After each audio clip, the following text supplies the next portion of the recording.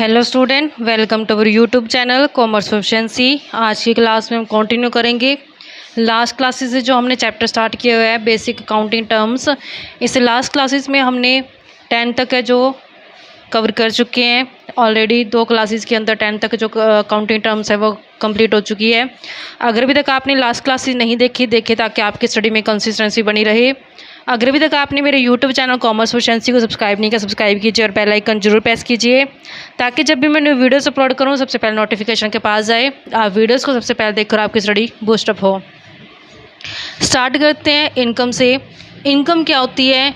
Income revenue और expense का difference होता है।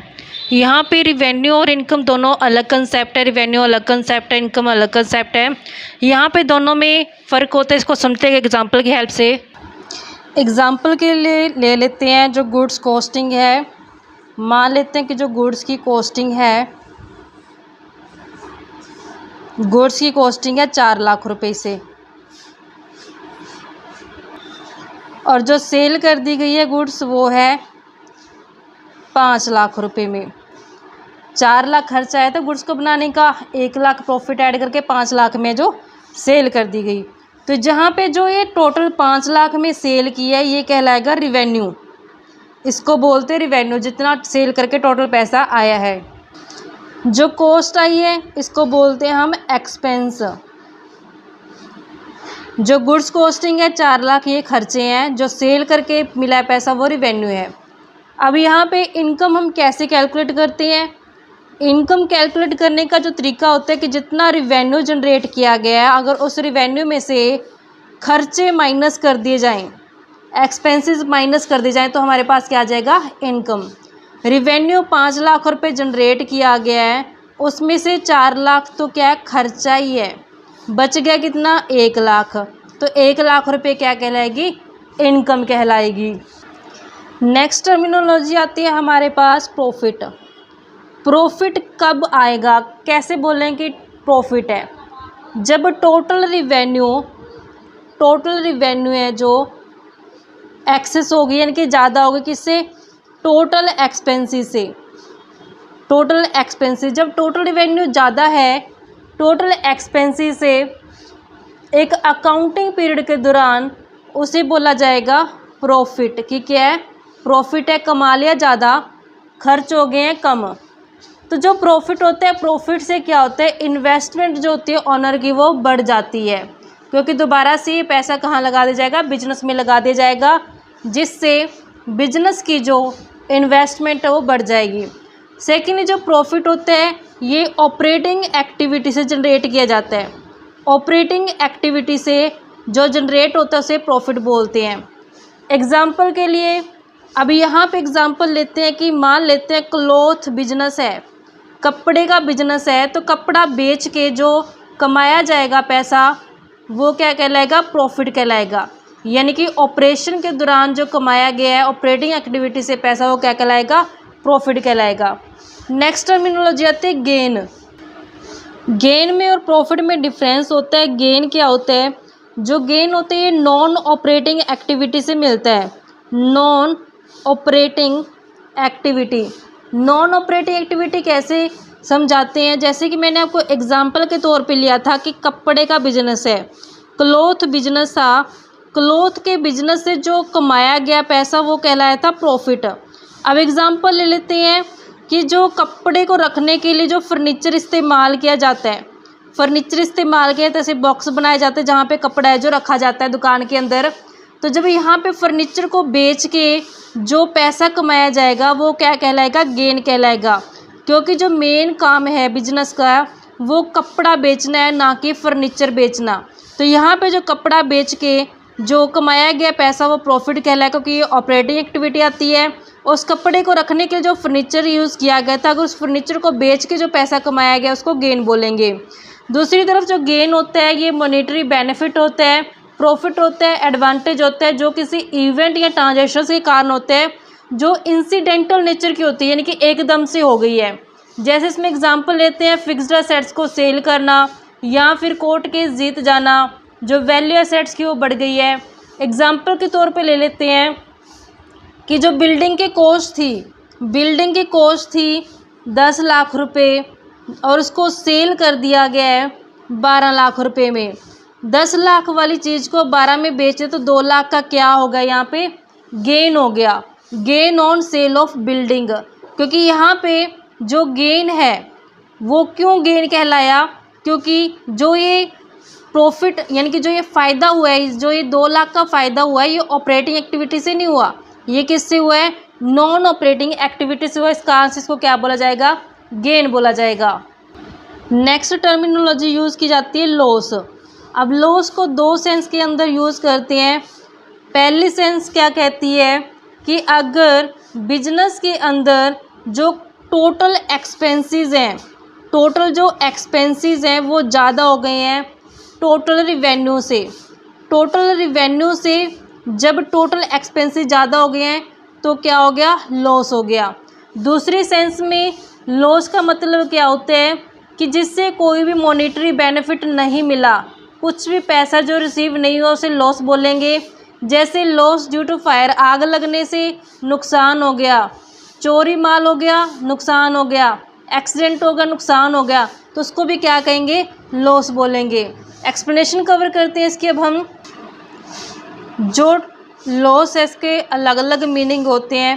पहला मीनिंग कहते हैं कि जब टोटल एक्सपेंडिचर्स ज़्यादा हो गए टोटल रिवेन्यू से तो लॉस हुआ है। एग्जांपल के तौर पे रिवेन्यू 2 लाख है, खर्चे हो गए 240 के, जो 40,000 का एक्स्ट्रा खर्च हुआ ये क्या कहलाएगा, लॉस कहलाएगा। दूसरी तरफ कोई भी ऐसा फैक्टिंग एक्टिविटी जिससे कोई भी बेनिफिट नहीं मिलता, जैसे loss due to fire, theft, accident, तो यहाँ पे इसको भी क्या बोलेंगे, लॉस हो चुका है। तो यहाँ पे अगर ध्यान रखने वाली ये बात है कि जो लॉस होते हैं वो अलग होते हैं खर्चों से। खर्चे अलग चीज़ होती है, लॉस अलग चीज़ होते हैं। जो खर्चे होती हैं ये जनरेट रिवेन्यू, कहते हैं खर्चों से तो रिवेन्यू जनरेट होते हैं, जबकि लॉस से जो कोई भी रिवेन्यू जनरेट नहीं होती। जैसे एग्जांपल तौर पे अगर थेफ्ट, असेट्स चोरी हो गई है तो ये लॉस है, लेकिन जो डेप्रिसिएशन है वो क्या कहलाएगा, एक्सपेंस कहलाएगा। तो यहाँ पे लॉस और एक्सपेंस दोनों में क्या होता है, डिफरेंस होता है। नेक्स्ट टर्मिनोलॉजी आती है परचेजेज। परचेजेज का मतलब क्या होता है कि जो परचेज करना, गुड्स को खरीदना बिजनेस डील के लिए, उसको परचेज बोलते हैं। परचेज वर्ड को तब इस्तेमाल करेंगे जब गुड्स खरीदी जाएगी। जब गुड्स खरीदी जाएगी तो उसको परचेज के नाम से दिखाया जाएगा। अगर मैन्युफैक्चरिंग कंसर्न है तो उसके लिए गुड्स का मतलब क्या होता है, रॉ मटेरियल खरीदना, फिर उस रॉ मटेरियल को कन्वर्ट करना फिनिश प्रोडक्ट के अंदर। फिनिश प्रोडक्ट का मतलब क्या होता है कि इस तरीके से गुड्स को तैयार करना कि वो इस्तेमाल के लायक हो जाए, फाइनल कंज्यूम के लायक हो जाए, और उसको सेल कर देना जो फिनिश गुड्स है। अगर ट्रेडिंग कंसर्न की बात की जाए तो गुड्स का मतलब क्या होता है, ये वो चीज़ें होती है जिसको वो परचेज करके लेकर आए रीसेल करने के लिए। क्योंकि ट्रेडिंग अलग चीज़ होती है, मैन्युफैक्चरिंग अलग चीज़ होती है। कंसेप्ट को समझते हैं ऐसे। जो मैन्युफैक्चरिंग कंसर्न्स होती हैं, मैन्युफैक्चरिंग कंसर्न जो होती हैं, मैन्युफैक्चरिंग कंसर्न क्या करते हैं, गुड्स को मैन्युफैक्चर करती हैं। सबसे पहले वो रॉ मटेरियल खरीद के लेके आती हैं, कच्चा माल खरीदती हैं, फिर उससे वर्क इन प्रोग्रेस करती हैं, उसके ऊपर काम करती हैं, फिर उसके बाद वो गुड्स को फिनिश गुड्स के अंदर कन्वर्ट कर देती हैं। फिनिश गुड्स को आगे क्या कर दिया जाता है, सेल कर दिया जाता है। तो यहाँ पे जो वर्ड परचेज इस्तेमाल किया जाएगा, परचेज वर्ड जो इस्तेमाल किया जाएगा मैन्युफैक्चरिंग कंसर्न के केस में, तो क्या कहलाएगा, रॉ मटेरियल कहलाएगा कि वो रॉ मटेरियल को परचेज करके लेके आई हैं। क्योंकि गुड्स को परचेज करना हम डिनोट करते हैं परचेज वर्ड से। अगर बात की जाए ट्रेडिंग की, ट्रेडिंग कंसर्न के लिए परचेज का क्या मतलब होगा, ट्रेडिंग कंसर्न का मतलब क्या होता है, ट्रेडिंग का मतलब होता है कि बनी बनाई वस्तुओं को खरीदना और आगे सेल करना। तो यहाँ पे जो गुड्स वो परचेज करके लेके आए हैं, किस पर्पज़ के लिए, रीसेल करने के लिए, तो उसके लिए क्या हो जाएगी, वो परचेज कहलाएगी। तो यहाँ पे परचेज वर्ड है जो इस्तेमाल किया जाएगा मैन्युफैक्चरिंग कंसर्न के केस में रॉ मटेरियल, ट्रेडिंग कंसर्न के केस में वो गुड जो रीसेल करने के लिए परचेज की गई है। चाहे मैन्युफैक्चरिंग कंसर्न हो चाहे ट्रेडिंग कंसर्न हो, दोनों का मेन मोटिव क्या होता है, प्रॉफिट को मैक्सिमम करना होता है, प्रॉफिट कमाना होता है। एग्जाम्पल की हेल्प से समझते हैं। अगर एक क्लॉथ डीलर ने परचेज़ किया है क्लॉथ को, तो यहाँ पे क्लॉथ क्या कहलाएगा, गुड्स कहलाएगा। अगर यही क्लॉथ डीलर कस्टमर के बैठने के लिए फर्नीचर लेके आया है तो यहाँ पे जो ये फर्नीचर है ये गुड्स नहीं कहलाएगा, ये क्या कहलाएगा, असेट्स कहलाएगा। तो यहाँ पे फ़र्क होता है गुड्स और असेट्स में। क्लॉथ डीलर ने क्लॉथ के अंदर डीलिंग करनी है, क्लॉथ परचेज़ किया है तो उसके लिए वो गुड्स है। यही क्लॉथ डीलर कस्टमर के बैठने के लिए फर्नीचर लेके आया है तो ये गुड्स नहीं है, ये क्या कहलाएगी, असेट्स कहलाएगी। तो इसके लिए अलग से अकाउंट ओपन करना पड़ेगा, फर्नीचर अकाउंट ओपन करके उसमें डीलिंग को दिखाया जाएगा। तो यहाँ पर जो परचेज़ है इस परचेज़ के अंदर दोनों ही शामिल की जाएगी, चाहे तो कैश में ख़रीद के लेके आए हैं माल को, चाहे उधार में ख़रीद के लेके आए हैं। नेक्स्ट आते हैं परचेज़ रिटर्न। परचेज़ रिटर्न का मतलब क्या होता है कि जो ये परचेज़ करके लेके आए थे मटेरियल, अगर इसमें से वापस कर दिया गया है सप्लायर को दोबारा माल तो उसे बोलेंगे परचेज़ रिटर्न। इसे रिटर्न आउटवर्ड के नाम से भी जाना जाता है। नेक्स्ट टर्म यूज़ की जाती है वो आती है सेल। सेल का क्या मतलब होता है, सेल में क्या होता है कि जब कंपनी माल सेल कर देते हैं कस्टमर को तो वो सेल के अंदर आता है। यानी कि यहाँ पे दो पार्टीज होती हैं, एक तरफ होता है बायर, एक तरफ होता है सेलर। जो सेलर होता है बेचने वाला, बायर होता है खरीदने वाला। सेलर क्या करता है, गुड्स को सेल करता है। गुड्स को सेल करता है तो ये गुड्स है जो बायर के पास चली जाती है, यानी कि इसका जो पोजेशन होता है, पोजेशन जो होता है, जो ऑनरशिप होती है गुड्स की, वो बायर के पास चली जाती है। बायर उसके बदले में क्या करता है, उसके लिए प्राइस पे करता है। तो यहाँ पे जब सेलर ने गुड्स को ट्रांसफ़र किया है उसके पोजेशन और ऑनरशिप को बायर को, तो उसके बदले क्या रिसीव किया उसने, प्राइस, उसको क्या बोला जाएगा, सेल बोला जाएगा। एग्जाम्पल के तौर पे समझते हैं कि अगर यहाँ पे दो पार्टीज ले लेते हैं, यहाँ पे दो पार्टीज एक तरफ ले लेते हैं तरुण और एक तरफ ले लेते हैं वरुण। तो यहाँ पे तरुण है सेलर है, जो वरुण है वो है बायर, यानी कि खरीदेगा माल को। तरुण ने क्या किया, इसे कंप्यूटर सेल कर दिया। कंप्यूटर सेल करते जो भी एग्रीड प्राइस के ऊपर, तो जो कंप्यूटर की ऑनरशिप थी, पोजेशन किसके पास चला गया, वरुण के पास चला गया। वरुण इसके बदले क्या देगा, इसको प्राइस पे करेगा। तो यहाँ पे जो तरुण है, तरुण को क्या हुआ, प्राइस रिसीव हो गया जो उसने गुड्स सेल बोली, तो इसको क्या बोला जाएगा, इस डीलिंग को सेल बोला जाएगा। तो यहाँ पे सेल वर्ड का हम तब इस्तेमाल करेंगे जब गुड्स को आगे रीसेल करने के पर्पज़ से जो बेचा जाता है। इस सेल के अंदर जो कस्टमर को सर्विस प्रोवाइड की जाती है वो भी शामिल की जाती है। इसको एक एग्जांपल की हेल्प से बेहतर तरीके समझेंगे। जैसा कि हमने लास्ट में भी एग्जांपल लिया था परचेज़ के केस में, वही हम सेल के केस में ले लेते हैं कि यहाँ पे क्लॉथ डीलर का एग्जांपल लेते हैं कि क्लॉथ डीलर ने क्या किया, उसका काम है कपड़ा बेचना। तो जो उसने कपड़ा को बेचा, क्लॉथ को जो उसने सेल किया, तो ये क्या कहलाएगा, सेल कहलाएगा। अगर इस क्लॉथ डीलर ने जो फर्नीचर था इस्तेमाल किया गया कपड़े के लिए, अगर वो उसने फर्नीचर को सेल कर दिया तो ये सेल नहीं कहलाएगा। क्योंकि सेल किसे बोलेंगे कि जो उसने रीसेल करने के पर्पज़ से गुड्स को ख़रीदा था उसको सेल बोलेंगे। लेकिन जो गुड्स उसने रीसेल पर्पज़ के लिए नहीं खरीदी उसको हम सेल टर्म में नहीं इस्तेमाल करेंगे। सेल के अंदर दोनों ही सेल शामिल की जाती है, चाहे वो कैश सेल हो चाहे वो क्रेडिट सेल हो। सेल रिटर्न का मतलब क्या होता है कि जब कस्टमर को गुड्स सेल की गई थी उसने वो वापस कर दी तो उसको क्या बोला जाएगा, सेल रिटर्न बोला जाएगा।